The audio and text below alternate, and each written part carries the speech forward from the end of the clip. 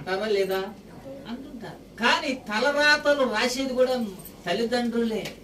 వారిని సరైన విధానములో పెంచటం చేతగానప్పుడు, సరైన విధానములో పెంచలేనప్పుడు ఆ పిల్లలు ఏమి చేస్తారు అనంటే దేవునిలో పెరగరు గనక,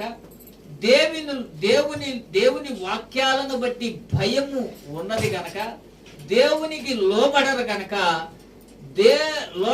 దైవానుసారంగా కాక లోకానుసారంగా పెరుగుతారు. ఎందుకనంటే దేవుడు ఆది కాండంలో చెప్పాడు, వాళ్ళు బాల్య దినముల నుంచి వాళ్ళ హృదయము చెడ్డది అని చెప్పాడు. వాళ్ళ హృదయాలు మూఢత్వం కలిగినవి అని చెప్పాడు. అందుకనే మన పిల్లల కన్నప్పుడు వాళ్ళ హృదయాల్లో మూఢత్వము, వాళ్ళ హృదయాలు చెడ్డవి అన్న సమాచారము బైబిల్ పట్టుకున్న ప్రతి క్రైస్తవుడికి తెలుసు.